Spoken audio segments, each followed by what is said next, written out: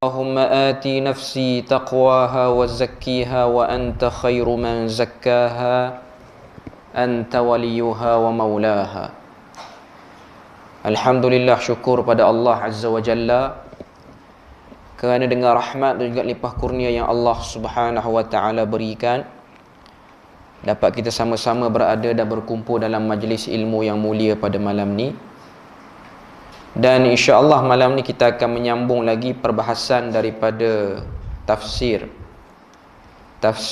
surah Hawamim, iaitu surah yang ke-40 daripada surah Ghafir. Dan perbahasan kita akan sambung malam ni bermula daripada ayat yang ke-23. Ayat yang ke-23 ni pada muka surat yang ke-469 dalam mushaf. Jadi sebelum pada kita mulakan perbahasan, kita nak tengok apa yang disebutkan oleh para ulama. Kita baca dulu ayat yang ke-23 ni sampai ayat yang ke-27. A'udzu billahi minasy syaithanir rajim. Walaqad arsalna Musa biayatina wa sultanin mubin إلى فرعون وهامان وقارون فقالوا ساحر كذاب فلما جاءهم بالحق من عندنا قالوا اقتلوا أبناء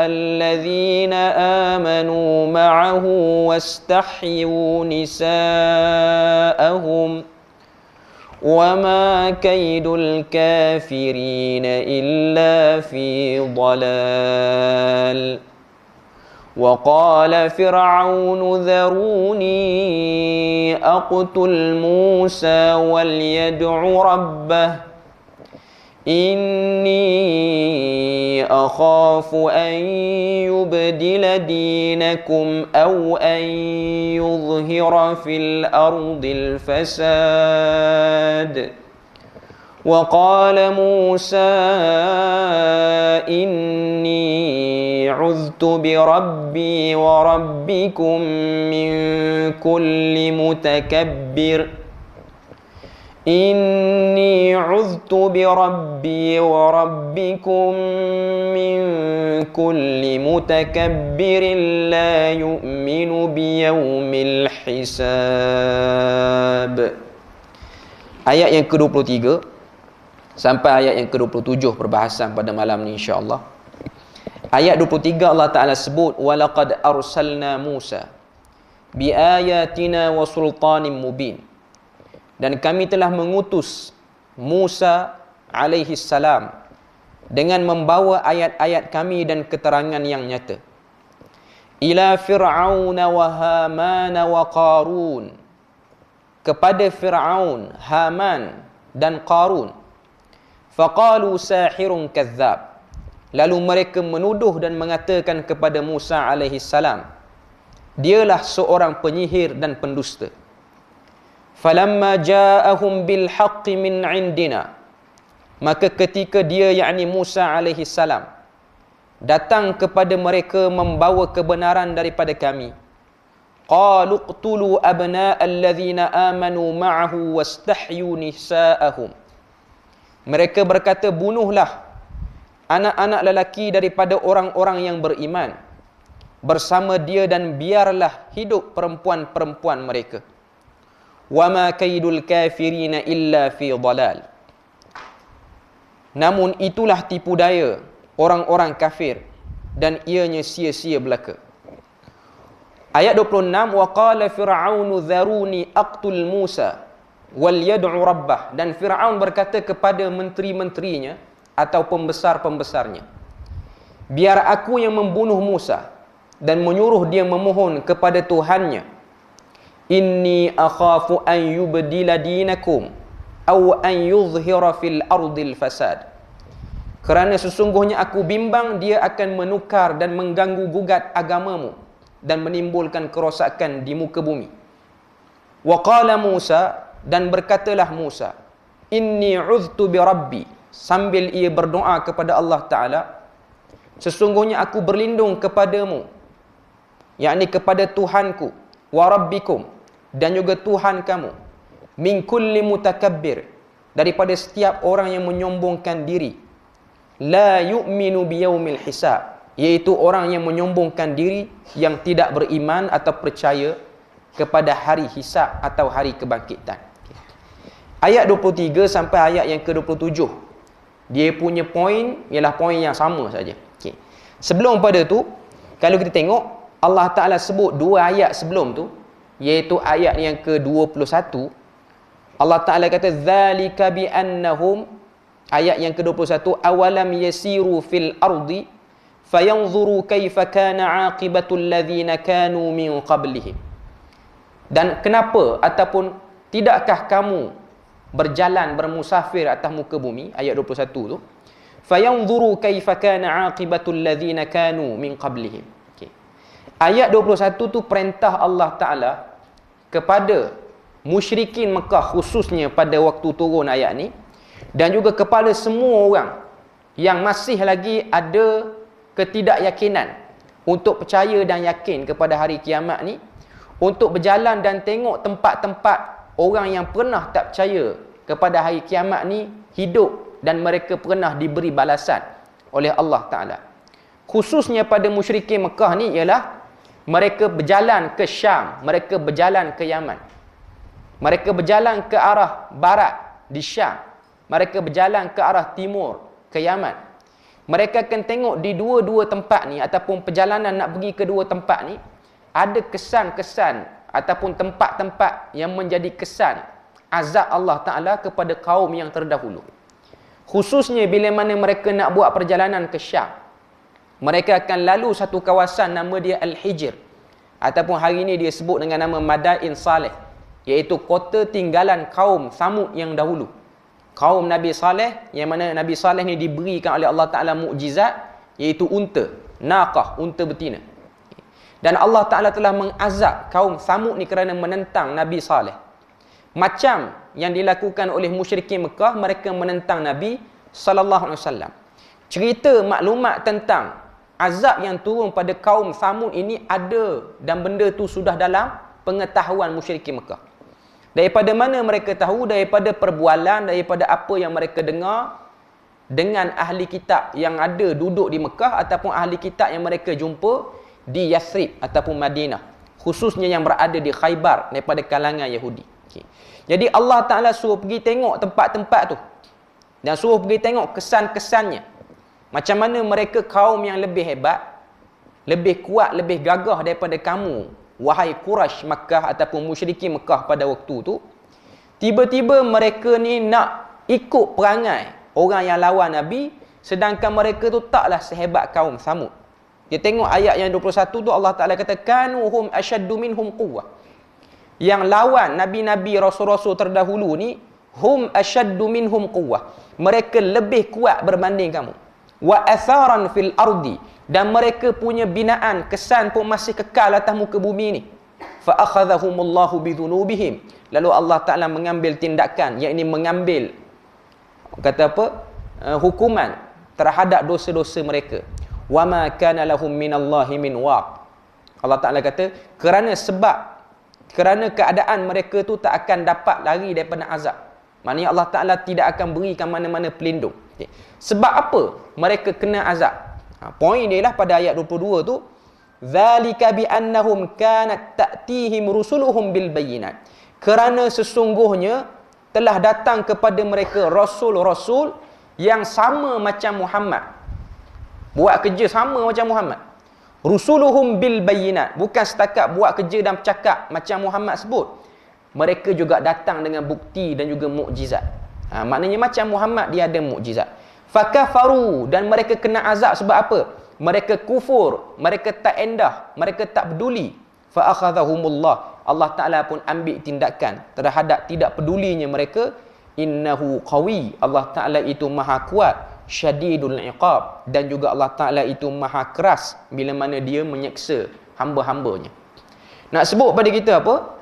Ini Allah Ta'ala nak tarik perhatian supaya sekalian orang yang baca ayat ni, khususnya musyrikin Mekah, umumnya kita semua yang baca ni, kalau ada rasa tak puas hati ataupun rasa macam galak terhadap kuasa Tuhan, tengok kesan-kesan yang ada atas muka bumi ni, sejarah orang-orang yang pernah lawan ataupun mendabik dada terhadap kekuasaan Tuhan. Kemudian masuklah ayat yang kita nak bincang malam ni, iaitu ayat yang ke-23. Allah Ta'ala nak cerita jauh sikit daripada tempat tinggal, khususnya di Mekah ni, orang Arab ni. Allah Ta'ala nak cerita orang yang jauh, bukan daripada bangsa Arab. Yang dekat dengan negara ataupun negeri Mekah ni ialah kota kaum Thamud. Satu lagi ialah kota Iram, kota kaum Ad, kaum Nabi Hud dulu. Okay. Jadi nak sebut pada kita, ini dua kota yang berada di kiri dan kanan Mekah yang kamu boleh tengok. Okay. Dan kalau rasa tak cukup tengok dua kota tu, dengarkan cerita lain pula. Okay. Allah Ta'ala kata pada ayat yang ke-23, walaqad arsalna Musa biayatina, dan sesungguhnya kami pernah mengutus Musa alaihi salam dengan ayat-ayat tanda kebesaran, wasultanim mubin, dan tanda kekuasaanku yang nyata. Okay. Nak cerita tentang satu orang Nabi, nama dia Nabi Musa alaihi salam. Nabi Musa daripada kalangan Bani Israel, diutuskan untuk membimbing Bani Israel dan juga untuk melawan ataupun menjelaskan kebatilan yang dilakukan oleh bangsa Kipti pada waktu tu, khususnya pemerintahnya yang terkenal, iaitu Fir'aun. Fir'aun ni daripada bangsa Kipti, dia bukan bangsa Bani Israel, tapi dia bangsa Kipti. Dia ni mengaku dia Tuhan. Antara kes, track record dia yang teruk ialah dia mengaku dia Tuhan. Tengok apa yang disebutkan oleh para ulama pada ayat ni. Yaqulu ta'ala musalliyan li nabiyhi sallallahu alaihi wasallam fi takdzibi man kadzabahu min qaumihi. Ayat 23 ni kata Al-Imam Ibn Kathir, Allah Ta'ala sebut pada ayat yang ke-23 ni, tujuan dia ialah musalliyan li nabiyhi, menjadi penaik semangat kepada nabinya, iaitu Muhammad sallallahu alaihi wasallam, fi takdzibi man kadzabahu min qaumihi, di atas pembohongan ataupun pendustaan yang telah dilakukan oleh kaumnya, iaitu musyrikin Mekah, khususnya Quraisy daripada kalangan keluarga Nabi sendiri. Okay. Jadi ayat ni pertama nak tunjuk bahan bukti, testimoni sejarah orang yang pernah lawan Nabi-Nabi terdahulu yang bawa benda yang sama macam apa yang dibawa oleh Nabi Muhammad. Okay. Tapi ayat ni dalam masa yang sama, ayat 23 sampai ayat yang ke-27 ni, ia juga menjadi tasliyah, iaitu pemberi berita dan pemberi penaik semangat pada Nabi. Beri motivasi. Tasliyah ni maksudnya beri motivasi. Wa mubasysyiran lahu bi annal aqibata wan nusrata lahu fid dunya wal akhirah. Dan memberi berita gembira pada Nabi dan orang-orang Islam, sesungguhnya balasan al-aqibata wan nusrah dan juga pertolongan pasti akan turun dan akan menyebelahi pihak yang benar, iaitu pertolongan akan datang dan juga hukuman pun akan dikenakan, sama ada di dunia ataupun di akhirat. Kama jara li Musa bin Imran, seperti mana yang pernah berlaku kepada salah seorang nabi dan rasul, iaitu Musa bin Imran, Musa alaihi salam lah. Fa inna Allah Ta'ala arsalahu bil ayatil bayyinat, sesungguhnya Allah Ta'ala telah menghantar kepada Nabi Musa ini dengan tanda-tanda kebesaran, wad dalail al wadihah, dan juga tanda-tanda yang jelas nyata. Walihadza qala, dan oleh itu Allah Ta'ala kata, bi ayatina wa sultanim mubin, kami hantar dia dengan ayat-ayat kami yang jelas dan juga tanda kuasa kami yang nyata. Was sultan, dan maksud sultan pada ayat yang ke-23 ni al-hujjah, iaitu hujah, wal burhan, dan juga bukti. Bukti kenabian, bukti kerasulan, bukti keesaan Allah Azza wa Jalla untuk mendiamkan Fir'aun dan juga pengikut-pengikut dan konco-konconya. Okay. Jadi ayat 23 ni permulaan cerita untuk tarik semua yang lawan Nabi ni dengar satu orang nama Musa. Adakah orang musyrikin Mekah pada waktu tu tak ada maklumat tentang Musa? Mereka ada maklumat tentang Musa, tapi maklumatnya kabur, tak jelas. bercampur antara benar dan juga dusta. Okay. Jadi bila mana Nabi sebut benda ni, dia bukan hanya mencelikkan mata musyrikin, tapi juga mencelikkan mata ahli kitab yang menentang daripada kalangan Yahudi ataupun Nasrani pada waktu tu. Bila mana Nabi Muhammad boleh sebut Musa, mereka akan terkejut. Sebab apa? Dalam Taurat pun sebut nama ni, dalam Injil pun sebut nama ni, dalam Suhuf, dalam Zabur pun sebut nama ni. Dan Muhammad itu bukanlah orang yang pernah keluar buat ekspedisi berjalan atas muka bumi ni. Muhammad tak pernah keluar. Tidak ada riwayat Nabi keluar, melainkan waktu kecil Nabi pergi berdagang ke Syam. Tu pun tak sampai di Syam, sampai di Busra, Abu Talib jumpa dengan Buhairah. Buhairah suruh buat balik Nabi ke Mekah balik. Dan Nabi pergi ke Syam ketika mana Nabi nak kahwin, dekat-dekat nak kahwin dengan Khadijah. Itu pun Nabi pergi, bukan Nabi pergi tengok kegiatan agama, pergi tanya, pergi dialog dengan orang-orang agama. Nabi hanya berniaga dan Nabi hanya ikut partnakan dia pada waktu tu. Okay. Jadi Nabi ini seorang Nabi sebab apa? Dia boleh cerita satu fakta, dia boleh cerita satu benda yang benar, walaupun dia tak pernah keluar daripada Mekah tu sendiri. Okay. Kemudian ayat yang ke-24. Allah Ta'ala kata, ila Fir'aun wa Haman wa Qarun faqalu sahirun kadzab. Kepada Fir'aun. Musa itu telah diutuskan kepada Fir'aun. Siapa Fir'aun ni? Kata Ibnu Katsir, Malikul Qibti bid-diyaril Misriyah. Satu orang raja daripada bangsa Qibti, bukan bangsa Arab, yang telah memerintah negara Mesir pada waktu tu. Okay. Dan juga tanah jajahan taklukan dia. Wa Haman, dan juga kepada Haman. Siapa Haman tu? Wa huwa waziruhu fi mamlakatihi, iaitu menteri kepada Fir'aun, menteri kepada kerajaan Mesir itu sendiri. Wa Qarun, dan juga Qarun. Siapa pula Qarun tu? Wa kana aktsaran nasi fi zamanihi malan wa tijaratan, iaitu Qarun ni orang yang paling banyak harta dan juga paling berjaya perniagaannya. Tiga nama besar. Tiga nama besar ni di-highlightkan dalam Quran, nak tunjuk pada kita apa? Fir'aun, dia punya kuasa pemerintahan lebih besar berbanding Abu Jahal, Abu Lahab, Abu Sufyan. Abu Jahal, Abu Lahab, Abu Sufyan ni pembesar-pembesar yang hanya menaungi Mekah sahaja. Luar pada sepadang tanah Mekah dia tak ada kuasa. Mekah dengan Mesir, Mekah lagi kecil pada Mesir. Okay. Tak padan nak sombong, tak padan nak lawan Muhammad. Okay. Kemudian sebut pula Haman. Haman ni menteri penasihat. Abu Jahal yang jadi penasihat dia pada waktu tu sama ada Abu Lahab ataupun Abu Sufyan. Abu Lahab dan Abu Sufyan ni dia jadi penasihat kepada Abu Jahal yang memegang tampuk Darun Nadwah pada waktu tu, dan dia punya skop portfolio dia ni bukan portfolio menteri. Maknanya dia punya Haman punya kuasa lagi besar. Okay. Dan disebut juga Qarun. Qarun ni orang paling kaya, dan pada waktu tu yang paling kaya dalam kalangan pembesar Mekah ni ialah siapa? Abu Lahab. Paling kaya. Sebab tu kalau kita tengok Allah Ta'ala bila mana sebut dalam Quran, tabbat yada abi lahabin wa tab, celakalah kedua belah tangan Abu Lahab. Lahab dalam bahasa Arab maksudnya yang bersinar, yang menyerlah. Sebab apa?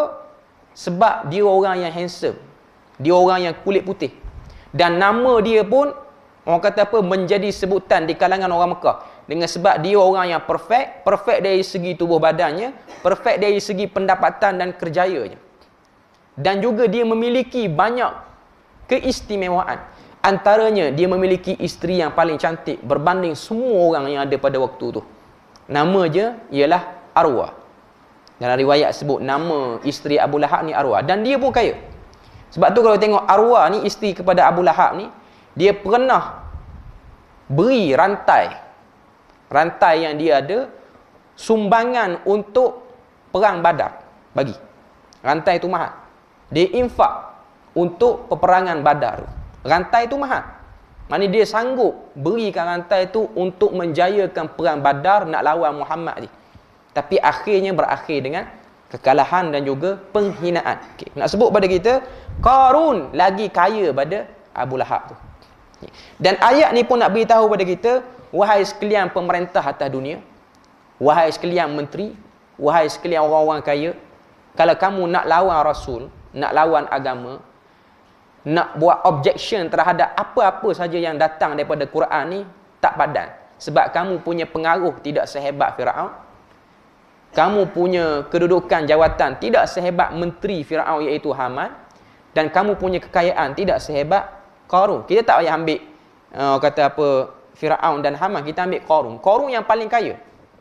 Kayanya Qarun ni dalam Quran sendiri sebut orang yang membawa kunci perbendaharaan ataupun kunci tempat dia simpan harta dia perlu dipikul oleh beberapa orang lelaki yang gagah. Kunci tempat simpan harta. Bukan harta tu dipikul oleh orang-orang yang gagah. Kunci baru. Dan kunci tu bukan satu. Kunci tu banyak. Maknanya dia paling kaya. Sebahagian riwayat kata dia lagi kaya berbanding Firaun. Dan banyak projek-projek Firaun pun dia yang fund projek tu. Sebab tu kalau kita tengok pemerintah dia ada pengaruh tapi duit mungkin tak banyak. Dia kena minta dengan orang. Okay. Cuma nak beritahu manusia ni dia boleh jadi sombong dengan dua sebab. Yang pertama duit banyak, yang ketiga jawatan tinggi. Yang kedua jawatan tinggi. Okay. Nak sebut pada kita bahawasanya dua benda ni mencelakakan. Okay. Tapi tidak adalah pemimpin yang lebih besar, lebih terpengaruh berbanding Firaun. Okay. Mana kita boleh tengok nama Firaun ni famous sampai ke sekarang. Tuan-tuan boleh bayang, Firaun ni ialah nama, tapi dia famous dengan kejahatan dia. Dia lagi dulu pada Nabi. Nabi Muhammad 1400 tahun. Plus dengan Nabi Musa alaihi salam, hampir 3000 tahun jarak dia dengan Nabi Muhammad. Nama Firaun ni, orang yang nama Firaun ni telah dimasyhurkan nama ni dalam Quran sampai hari ni orang kafir pun kalau nak sebut pemerintah yang jahat dia akan sebut Firaun. Nak sebut pada kita nama tu famous. Jawatan tu famous sampai ke zaman kita ni. Orang kenal Firaun. Pemimpin-pemimpin lain yang zalim ataupun yang jahat, mungkin cerita jahat dia hanya terkenal sekitar 200 tahun, 300 tahun. Tapi ni nak makan 5000 tahun.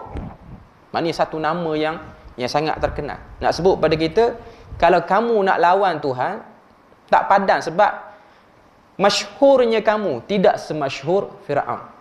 Luasnya pemerintahan kamu tidak seluas Firaun. Sebab kita kena tahu, Mesir, kerajaan Mesir ni, negara Mesir hari ni pun besar dah. Tapi kerajaan Mesir di zaman Firaun ni lagi besar. Dia punya taklukan dia lagi besar. Sebahagian riwayat kata dia sampai kepada Sudan. Sebab tu kalau orang yang pergi ke Sudan di bahagian utara Sudan ni, masih lagi ada piramid-piramid kawasan tu. Tapi dia tidak masyhur macam piramid yang ada di Kahirah tu. Nak beritahu pada kita, kesan tamadun Mesir purba ni sampai ke sana. Hari ni Mesir pun besar. Mesir lagi besar pada Malaysia. Malaysia ada 14 buah negeri, Mesir ada 36 buah negeri. Besar, negara yang besar. Berapa puluh juta dia punya rakyat dia. Nak beritahu pada kita, Mesir hari ni yang telah dibuat pembahagian, government state tu pun dah besar. Apatah lagi di zaman Firaun tu. Okay. Jadi nak sebut pada kita bahawasanya Allah Ta'ala highlight nama-nama ni, nak suruh kita kaji mereka ni siapa dalam sejarah dunia. Mereka ni orang-orang hebat. Tapi macam mana dia punya kesudahan? Kesudahannya penuh dengan penghinaan. Allah Ta'ala kata, faqalu sahirun kadzab. Dan antara tuduhan yang diletakkan pada Nabi Musa daripada 3 orang yang masyhur ni, ay kadzabuhu wa ja'aluhu sahiran mumarriqan mumakhriqan mumawwihan kadzaban fi anna Allah arsalahu wa hadhihi ka qawlihi ta'ala kadzalika ma atal ladzina min qablihim min rasulin illa qalu sahirun aw majnunun atawasaw bihi bal hum qaumun taghun. Itu yang disebutkan oleh Ibnu Katsir.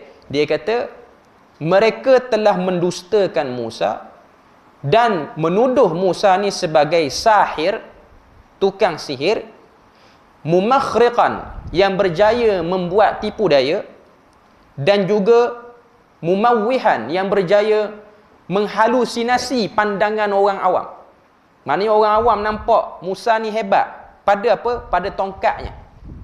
Sebab tu kalau kita tengok bila mana Musa lemparkan tongkat, bila mana dia nak lawan dengan ahli sihir, Firaun yang jahil. Firaun dia jahil tentang ilmu sihir ni. Bila mana dia tengok Musa lontar kan, dia pun kata hebat sihir yang ada pada Musa. Tapi ahli sihir yang duduk sekali tu, dia tak kata tu sihir. Sebab mereka tu alim dari ilmu sihir. Dia tahu ini bukan ilmu sihir. Ini ilmu luar biasa. Ini ilmu daripada Tuhan. Sebab di mata ahli sihir, bila mana dia lempar, mata orang nampak ular. Tapi mata dia sebagai orang yang lempar tu, dia akan nampak sama ada di tali biasa. Cuma orang lain saja yang nampak. Saharu a'yunan nas. Quran pun kata, disihir mata mereka. Tapi Nabi Musa, tongkat tu dia yang lempar, dia pun nampak ular. Semua ahli sihir yang dia ada ilmu boleh blok sihir orang, dia pun nampak itu ular. Cuma Firaun dia tertipu pada waktu tu. Okay. Nak sebut pada kita bahawasanya tuduhan ini biasa sahaja dikenakan pada Nabi terdahulu. Sebab Nabi pun pada waktu tu pun dah kena tuduhan. Nabi Muhammad pun kena tuduhan sahir. Sahir maksudnya tukang sihir. Tukang sihir dari segi apa? Dari segi kepandaian bercakap, orang jadi lemah, longlai, orang jadi nak ikut Nabi. Nabi dia tak buat benda-benda yang pelik pun. Peringkat awal dakwah Nabi ni, Nabi tak buat benda-benda. Cuma adalah peristiwa Abu Jahal nak pergi letak kaki atas kepala Nabi dekat dengan Masjidil Haram. Nabi tengah sujud, nampak di mata Abu Jahal sekian-sekian benda-benda yang menakutkan sehingga dia lari. Okay. Dan dituduh juga kadzab. Kadzab ni maksudnya penipu besar. Okay. Falamma ja'ahum bil haqqi min indina qalu qtulu abna alladhina amanu. Okay. Kemudian bila mana ayat yang ke-25 tu Allah Taala kata falamma ja'ahum bil haqqi min indina ay bil burhanil qati' ad-dali ala anna Allah Taala arsalahu ilaihim, bila mana sampai kepada mereka ni tanda-tanda kenabian daripada sisi kami. Bila mana jelas, maknanya Firaun dah tahu ini tanda kenabian, tapi dia nak tipu diri dia sendiri supaya diri dia sendiri pun tak yakin, padahal dia dah tahu itu ialah tanda kenabian. Lalu dia keluarkan satu arahan. Firaun kata qalu qtulu abna alladhina amanu ma'ahu wastahyu nisa'ahum wa hadha amrun thanin min fir'aun biqatli dhukuri bani Israel. Amma al-awwalu fakana li ajli al-ihtiraz min wujudi Musa aw li idlali hadha ash-sha'b wa taqlili 'adadihim aw li majmu'i al-amrayn, wa amma al-amru ath-thani fali'illati ath-thaniyah li ihanati hadha ash-sha'b ولكي يتشاءموا بموسى عليه السلام ولهذا قالوا أوذينا من قبل أن تأتينا ومن بعد ما جئتنا قال عسى ربكم أن يهلك عدوكم ويستخلفكم في الأرض فينظر كيف تعملون. Surah Al-A'raf. Okay. Ayat ni, ayat 25 ni Allah Ta'ala kata bila mana sampai tanda bukti pada kami. Musa sampaikan mukjizat dia, Firaun pun tengok, Haman pun tengok, Qarun pun tengok, tapi mereka ni nak tipu, nak tutup, tetap nak kata itu ialah sihir. Tiba-tiba Firaun keluarkan satu arahan. Okay, tengok arahan muka surat ayat yang ke-25 tu. Qalu qtulu abna alladhina amanu ma'ahu. Dia keluarkan arahan suruh bunuh anak-anak daripada kalangan Bani Israel, khususnya yang beriman dengan Musa. Wastahyau nisa'ahum, dan biarkanlah anak-anak perempuan yang hidup. Ini arahan kedua. Arahan pertama sebelum Nabi Musa lahir tu, yang kita biasa baca dalam ayat lain. Okay. Sebelum Nabi Musa lahir, ada satu orang ahli sihir, dia buat ramalan, dia kata akan keluar satu orang lelaki daripada bangsa pelarian yang berlindung di negeri ni. Pelarian tu merujuk kepada Bani Israel. Sebab Bani Israel ni memang dia lari, dan mereka ni pada kalangan pekerja. Maka kata ahli sihir itu, dia akan kacau pemerintahan kamu. Ramalan ahli sihir itu. Maka Firaun keluarkan arahan pertama untuk bunuh semua sekali budak lelaki yang baru lahir daripada kalangan Bani Israel. Tujuannya untuk blok kedatangan Musa. Tapi Maha Suci Tuhan, perancangan Allah Ta'ala lebih daripada itu. Dalam dia tak sangka, dia punya takut keluarnya lelaki daripada kalangan Bani Israel yang nak kacau dia. Tiba-tiba dia yang beri beasiswa ke orang tu. Dia yang duk pelihara Nabi Musa secara dia tak sedar. Kan riwayat yang terkenal, bila mana Nabi Musa dihanyutkan oleh maknya ke sungai Nil pada waktu tu, maka dia mengalir ke kawasan istana Firaun. Pada waktu tu diambil oleh Asiyah. Ada riwayat Israeliat kata Asiyah ni ada penyakit kulit, pegang saja bekas baby tu, penyakit kulit dia hilang. Tu riwayat Israeliat. Okay. Sama ada betul ataupun tak betul masih tergantung. Tapi poin dia, Allah Ta'ala nak jaga pembawa wahyu ni ataupun rasul ni. Okay. Dalam tak sedar, akhirnya dia pun pelihara Nabi Musa AS. Dia pelihara Nabi Musa AS. Dalam pada waktu tu, dia duk keluarkan arahan. Arahan tu masih lagi berkuat kuasa. Bunuh semua sekali. Sehinggalah Nabi Musa besar dan akhirnya Nabi Musa yang menjelaskan kebatilan dia. Okay. Kemudian bila mana dia dah bertelagah dengan Musa, dia keluar pula satu lagi arahan. Arahan dalam ayat 25 ni, uqtulu abna alladhina amanu ma'hu. Bunuh semua sekali budak lelaki daripada kalangan orang beriman, iaitu orang yang percaya dengan Musa dan ikut Musa ni, dan biarkan hidup anak perempuan mereka. Tujuan dia apa? Tujuan dia untuk melakukan pembasmian etnik. Maknanya nak hina bangsa ni dan biar bagi ramai perempuan, dan bila mana orang kata apa ramai perempuan, dia akan bercampur dengan Kipti ataupun dia akan jadikan hamba. Ini menunjukkan kepada kita bahawasanya ia sebagai bentuk penghinaan. Wama kaidul kafirina illa fi dhalal. Allah Taala kata, dan tidaklah tipu daya orang kafir itu melainkan dalam kesesatan. Dia suruh arahan tu tidak menambahkan kemuliaan dia, bahkan menampakkan kebodohan dia, iaitu kebodohan yang beri arahan tu. Okay. Kemudian kita tengok ayat yang ke-26 ni. Ayat ke-26 ni lagi menarik. Wa qala fir'aun dharuni aqtul Musa. Wa qala fir'aun dharuni aqtul Musa wal yad'u rabbah. Wa hadha azmun min fir'aun la'anahu Allah ala qatli Musa alaihi salam. Ay qala liqaumihi da'uni hatta aqtula lakum hadha wal yad'u rabbah ay la ubali minhu wa hadha fi ghayatil jahdi wa tajahrum wal inad. Okay. Ayat yang ke-26 ni, waqala fir'aun. Fir'aun kata, "Dharuni aqtul Musa." Biarkan aku bunuh Musa. Menunjukkan pada kita dia punya azam tu nak bunuh Nabi Musa. Wal yad'u rabbah, dan biarlah Musa tu berdoa kepada Tuhannya. Ini dia panggil istihza. Dia orang kata apa? Mempersendakan Nabi Musa alaihi salam. Ini ayat tu, penutup ayat tu dia menarik. Fir'aun bila mana dia kata dia nak bunuh Musa, dia pun beritahu pada menteri dia, beritahu pada semua orang-orang Kipti, sebab apa aku nak bunuh Musa ni? Inni akhafu an yubdilakum dinakum. Sesungguhnya aku takut dengan hidupnya Musa ni, dia akan ganggu agama kamu. Au an yuzhira fil ardil fasad, ataupun dia boleh menimbulkan atas muka bumi ni kerosakan ataupun kemusnahan yang membahayakan. Okay.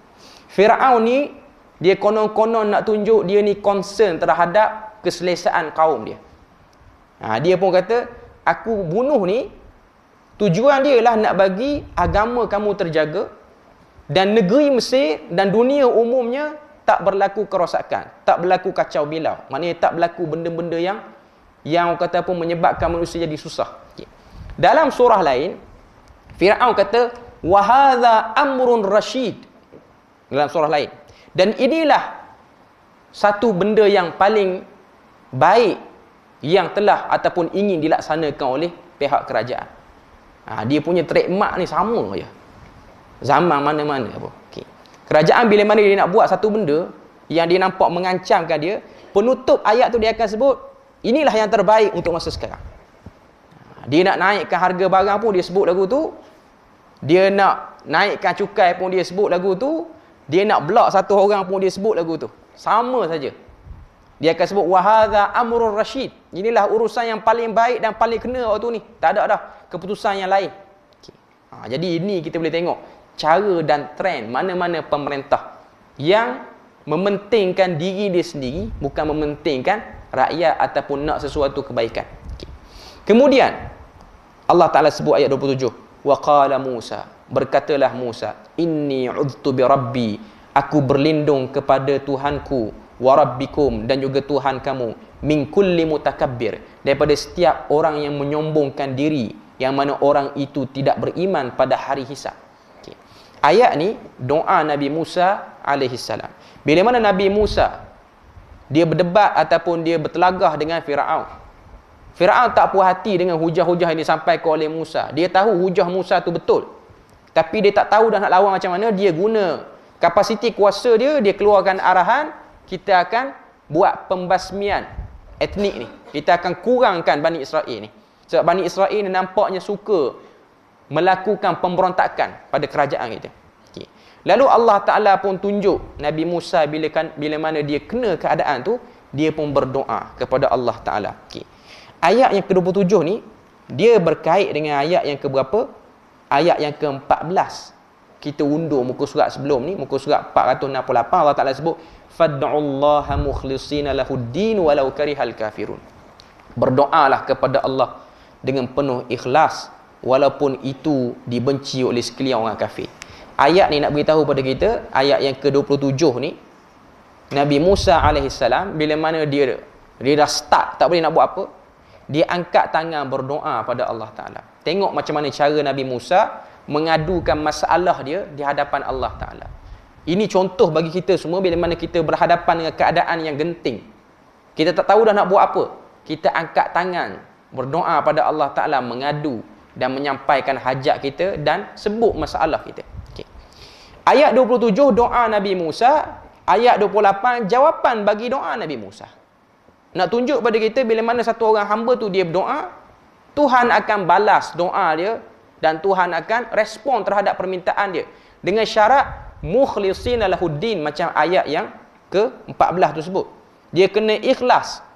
Dia kena betul-betul jelas bila mana dia berdoa tu.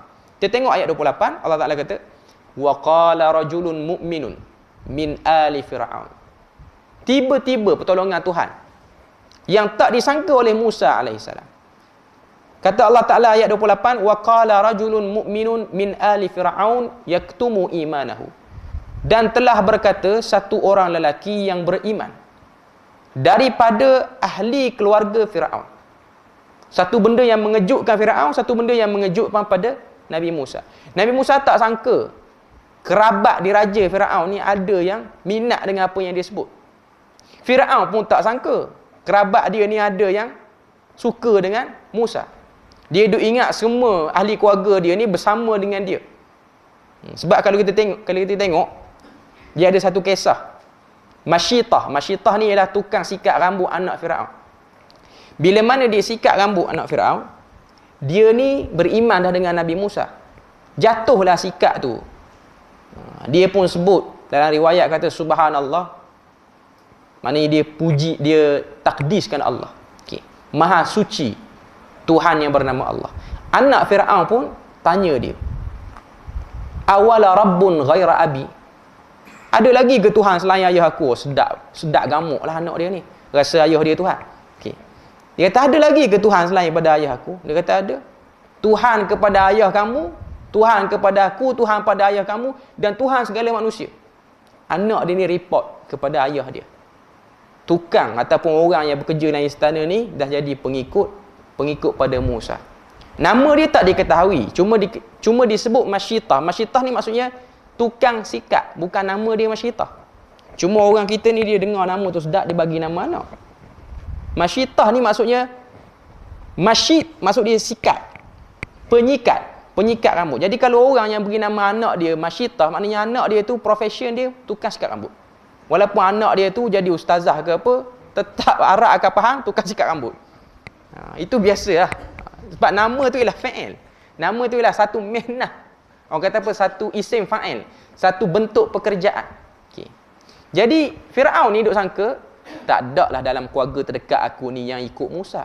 Tiba-tiba yang ikut Musa ni ialah daripada kalangan orang yang paling rapat dengan dia. Okay. Kita tengok dalam apa yang disebutkan oleh Al-Imam Ibn Kathir. Dia kata sini, apa yang dia sebut sini? Wa qala Fir'aun, berkata, wa qala rajulun mu'minun, berkatalah seorang lelaki yang beriman itu, kana qibtiyan min ali Fir'aun. Dia daripada bangsa Qibti, daripada ahli keluarga Fir'aun. Qala As-Suddi, berkata satu orang tokoh tafsir nama dia As-Suddi, kana ibnu ammi Fir'aun. Ianya itu ialah sepupu kepada Fir'aun. Sepupu Fir'aun. Wa yuqal innahu alladhi naja ma'a Musa. Dan sebahagian riwayat kata dia juga antara orang Qibti yang selamat bersama dengan Musa. Dia ikut Nabi Musa ketika mana peristiwa terbelahnya laut tu. Waqtarahu Ibnu Jarir, dan inilah yang diterima oleh seorang tokoh namanya Ibnu Jarir At-Tabari. Wa radda qawla man dhahaba ila annahu kana Israiliyan, Sebahagian mengatakan dia ini ialah daripada kalangan Bani Israel. Tapi tak betul lah dia punya ayat tu. Dia punya pendapat tu. Sebab apa? Sebab Quran sebut mu'minun min ali Fir'aun. Dia satu orang beriman daripada keluarga Fir'aun. Tiba-tiba ada satu sebahagian tokoh tafsir kata, tak, dia bukan orang Kipti, dia orang Israel, iaitu Bani Israel. Tak betul lah, sebab Quran sebut ali Fir'aun. Macam mana nak jadi orang Israel ataupun Bani Israel? Lianna Fir'aun in fa'ala li kalamihi wastama'ahu wa kaffa an qatli Musa alaihi salam walau kana Israeliyan la awshaka an yu'ajala bil 'uqubah li'annahu minhum. Ini antara evidence kumpulan ni lah. Tapi yang betulnya ianya ialah daripada keturunan ataupun sama kerabat dengan Firaun, dan sebahagian para ulama sebut ianya lah yang akan bakal menggantikan Firaun kalau Firaun ni mati. Firaun ni mati, dia akan bakal ganti. Ini cerita lucu lah bagi Firaun. Dia duk mengaku dia Tuhan, tapi dia dah lantik wakil dia kalau dia mati. Tuhan apa dah tahu takut nak mati ni. Okay. Dia duk cerita kat orang. Ana rabbukumul a'la. Akulah Tuhan kamu yang maha tinggi. Waktu tu dia dah lantik pengganti dia kalau dia mati. Sebab tu orang kalau dia jawatan tinggi, sampai time dia bercakap bodoh, nampak bodoh dia. Okay. Dia duk cerita kat orang, saya Tuhan. Tuhan ni point dia tak mati sampai bila-bila. Tiba-tiba dah reserve satu orang yang bakal pegang jawatan dia kalau dia jadi apa-apa. Pemangku dia dah ada. Okay. Dia ni daripada orang yang dekat dengan Firaun. Apa kata lelaki itu? Dalam Quran sebut ali Firaun yaktumu imanahu. Seorang daripada ahli keluarga Firaun yang telah menyembunyikan imannya. Maknanya dah lama dia minat dengan Musa ni. Dia pun sebut kepada Firaun, ataqtuluna rajulan an yaqula rabbi Allah. Adakah kamu nak bunuh satu orang lelaki yang mengatakan Tuhannya ialah Allah? Waqad ja'akum bil bayyinat min rabbikum, dan telah datang kepada kamu semua ni, Firaun dan menteri-menteri sekian, telah datang pada kamu tanda-tanda daripada Tuhan kamu. Wa in yaku kadhiban fa alaihi kadhibuh, dan jika dia adalah seorang pembohong, maka ke atasnya lah dosa pembohongannya. Wa in yaku sadiqan yusibkum ba'dul ladzi ya'idukum, dan sekiranya dia seorang yang jujur, pasti akan menimpa sebahagian azab yang telah dijanjikan kepada kita semua. Okay. Ini evidence ataupun hujah yang disebutkan oleh sepupu Firaun ni. Dia kata hanya kerana dia tak iktiraf kamu Tuhan, dan dia kata Tuhan yang dia percaya ialah Allah Ta'ala, tiba-tiba kamu nak keluar arahan nak bunuh dia, dan kalau dia ni orang yang tipu, dia akan binasa dengan tipu dia. Tapi kalau dia orang yang betul, kita yang akan binasa kalau benda yang dia sebut tu betul. Okay. Sebahagian riwayat dia sebut panjang dialog antara Firaun dengan sepupu dia ni. Okay. Apa yang sepupu dia sebut? Sepupu dia kata, sesungguhnya Mesir telah menerima kedatangan orang yang macam Firaun, iaitu Yusuf. Sebelum datang Nabi Musa ni, dah pernah datang seorang Nabi, nama dia Yusuf. Cuma waktu tu yang jadi raja kepada Mesir ni bukan keturunan Kipti, ianya daripada bangsa lain. Okay.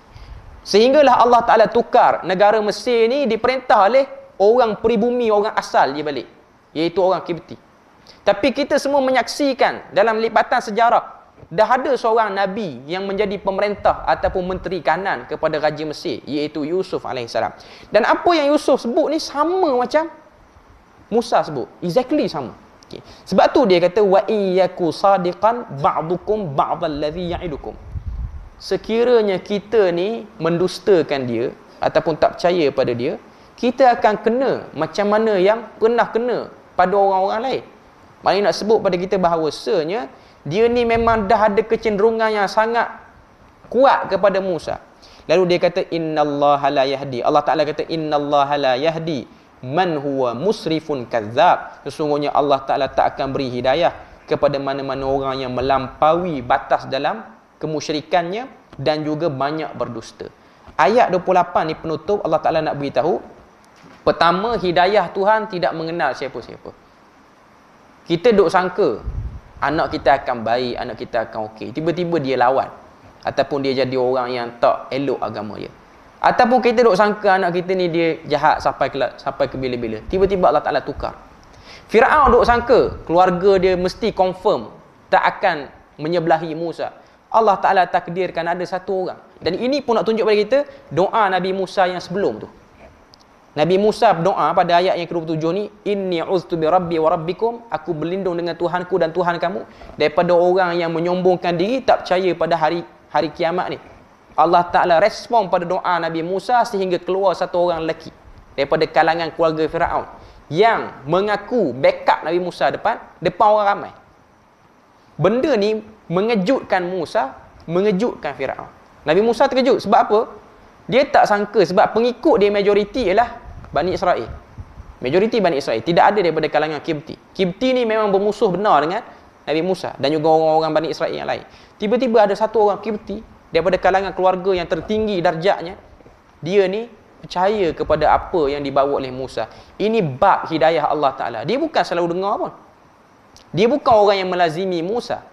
Tapi dia ni ada maklumat. Mungkin dia ada orang suruhan yang pergi dapatkan maklumat dan dia dengar tentang apa yang Musa sebut tu. Kemudian Allah Ta'ala buat kesimpulan pada ayat 28 tu, Allah Ta'ala tak akan beri hidayah kepada orang yang musrif. Musrif ni maksudnya orang yang melampaui batas ataupun orang yang boros. Musrif ni boleh kita terjemah sebagai orang yang boros ataupun melampau. Maknanya dia buat satu benda luar daripada kebiasaan ataupun tahap manusia. Firaun orang yang memang cuba mendustakan fakta. Walaupun fakta tu dah jelas, terang lagi suluh lagi. Dia memang bukan Tuhan, tapi dia cuba nafikan benda tu, dia nak tunjukkan dia Tuhan. Macam mana dia buat tu? Dengan kuasanya. Dia paksa orang. Dia paksa orang untuk nampakkan dia tu betul. Apa yang dia sebut tu dia betul. Sebab tu dunia menyaksikan orang-orang yang ada kuasa, dia boleh faktakan benda yang auta dan dia boleh autakan benda yang fakta. Itu kehebatan orang ada kuasa. Benda tu tak betul. Tapi macam mana Tahir boleh buat jadi betul? Benda tu betul pun, tapi dia boleh hejah salah benda tu. Ini kehebatan orang yang ada kuasa. Okey. Kemudian kadzab, menipu dan terus menipu, menidakkan. Semua sekali dia tolak. Okey, nak sebut kepada kita bahawasanya Allah Ta'ala tidak akan beri hidayah. Maknanya Allah Ta'ala tidak beri peratusan dapat hidayah kepada orang macam ni. Nak sebut pada kita juga pada ayat ni, satu orang dia boleh dapat hidayah sekiranya dia ada sikap yang pertengahan.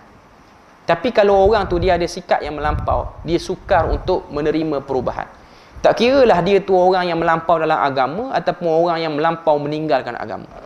Sebab kita pun tengok benda-benda yang macam ni menjahannamkan satu orang dan satu kaum tu. Sebab tu Nabi sebut dalam hadis, iyyakum wal ghulu. Hati-hati kamu dengan sifat melampau. Faqad ahlaka man kana qablakum. Sesungguhnya telah binasalah orang-orang terdahulu dengan sikap ni, iaitu sikap macam Firaun. Bila mana dia ada kuasa, dia tak mau dengar orang lain, melainkan dia guna kuasa tu untuk meletakkan sikap dia dan veto dia. Jadi nak sebut kepada kita bahawasanya antara penghalang daripada hidayah Allah Ta'ala ni, orang yang melampau. Melampau tak akan membuka. Sebab tu kita akan tengok, dia orang bagus. Tapi bila mana kita cerita satu benda, tak boleh terima pandangan orang. Sebab dia ada sifat yang melampau. Dia tak mahu berganjak.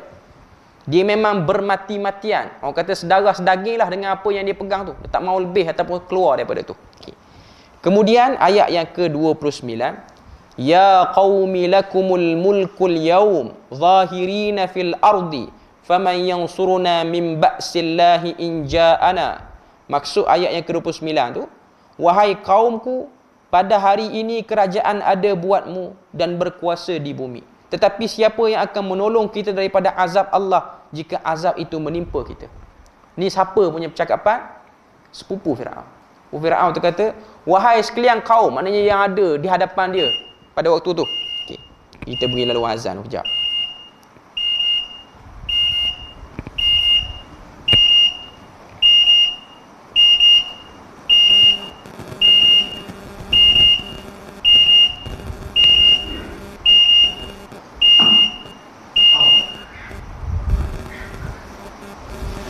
Allahu Akbar. Allahu Akbar. Allahu Akbar. Allahu Akbar. أشهد أن لا إله إلا الله أشهد أن لا إله إلا الله أشهد أن محمدا رسول الله أشهد أن محمدا رسول الله حي على الصلاة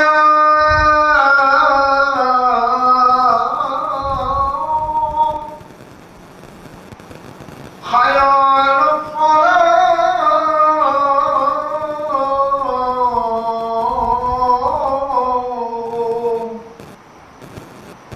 حي على الفلاح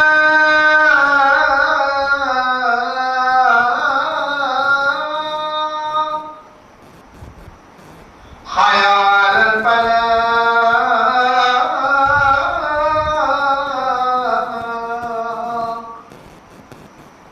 الله أكبر الله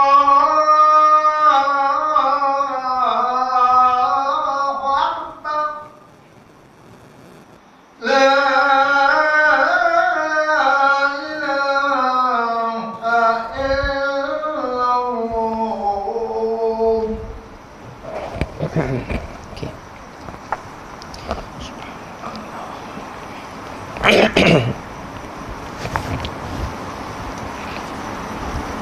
Okey, kita sambung, kita perhabis ayat yang ke-29 ni. Allah Ta'ala kata, kata-kata daripada sepupu Fir'aun ni, hari ni Tuhan beri kepada kamu peluang memegang kerajaan ni. Tapi sampai satu masa nanti, siapa yang akan menolong kita sekiranya turun al-ba'su minallah, ataupun orang kata apa, satu azab daripada Allah. Okay. Bila mana Fir'aun dengar tu, Fir'aun terus jawab.